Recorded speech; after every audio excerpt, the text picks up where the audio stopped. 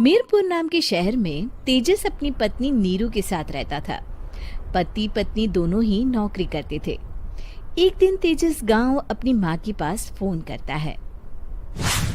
Hello, प्रणाम माँ। जीते रहो माँ, तुम दादी बनने वाली हो हैं? अरे वाह, ठीक है बेटा, मैं कल ही आती हूँ। जब माँ जी शहर पहुंची तो बेटे बहू ने बहुत अच्छे से स्वागत किया। लीजिए माँ जी, चाय। अरे गर्मा गर्म पकोड़े ले आओ माँ के लिए। नीरू रसोई में गई और 2 मिनट में ही पकोड़े ले आई। जी ये लीजिए। बहू, जादू से बनाए हैं क्या? अभी तो रसोई में गई थी। यम्मी। माँ जी, शीला रसोई में पकोड़े तल रही है, मैं बस लेकर आई।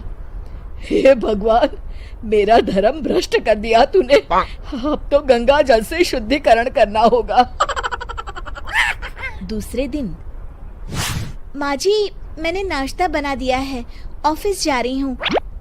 पर अभी तो घर का सारा काम पड़ा है। शीला आती ही होगी, झाड़ू पोछा बर्तन कपड़े वो सब कर लेगी। हमारे जमाने में घर का सारा काम हम ही करते थे। जी माँ जी, आप बहुत होशियार हैं, मैं घर ऑफिस दोनों नहीं संभाल पाती।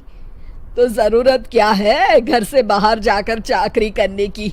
वैसे भी घर का काम खुद करने से घर में बरकत आती है, समझी? पर माँ जी। पर वर कुछ नहीं, इस महीने की पगार मिले फिर ऑफिस बंद। हाँ।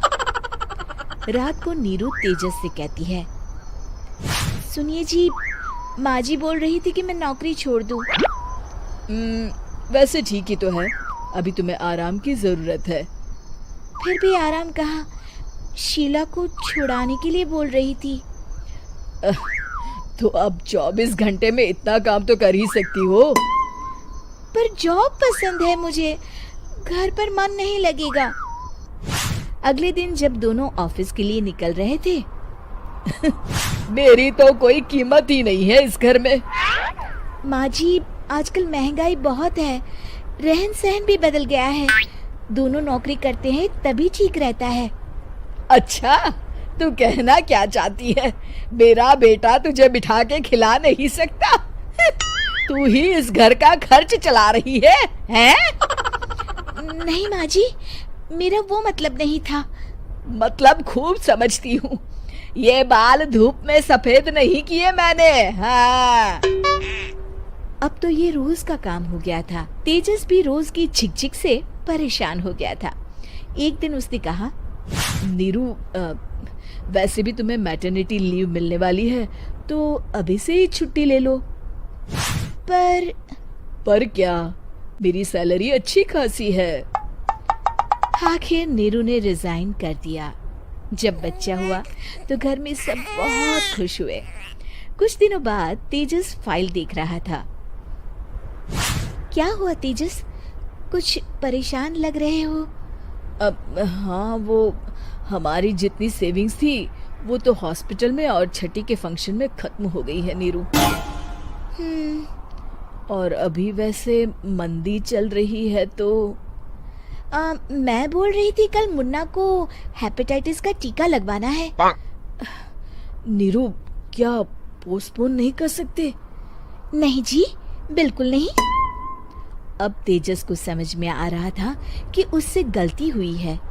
पैसों की कमी का असर घर के माहौल पर भी पड़ रहा था।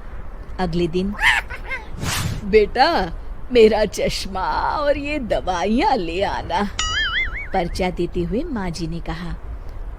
जी। तेजस, मुन्ना के लिए दूध का डिब्बा और डायपर भी ले आना, और ये किराने के सामान की लिस्ट है, इसे भी लाना है। तेजस गुस्से में लिस्ट मरोड़कर फेंकता है और चिल्लाता है, पैसे क्या पेड़ पर उगते हैं? ये ले आना, वो ले आना।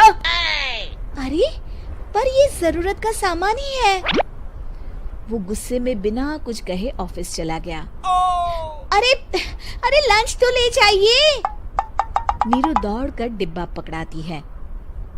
एक दिन खाना खाने के बाद, नीरू, अब तो मुन्ना कुछ बड़ा हो गया, तो अब तुम वापस ज्वाइन कर लो ना जॉब।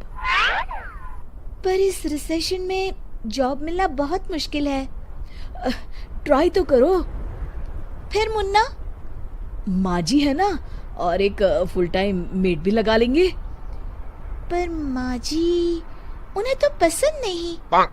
तभी माँ जी वहाँ आ जाती है और प्यार से नीरू के सर पर हाथ फेरते हुए बोलती है, अब मेरी समझ में आ गया बहू, पहले के और अब के समय में अंतर है। तुम काम शुरू करो, मुन्ना की जिम्मेदारी मेरी। मेरी प्यारी माँ जी। ये कहकर नीरू उनके गले लग गई। शिक्षा, परिवर्तन संसार का नियम है, हमें भी समय के साथ चलना चाहिए। उम्मीद है कि आपको हमारी ये कहानी पसंद आई होगी। कृपया हमारे चैनल को सब्सक्राइब करें और सभी अपडेट्स के लिए बेल आइकन जरूर क्लिक करें। और हाँ, वीडियो लाइक और शेयर करना मत भूलिएगा। Bye bye.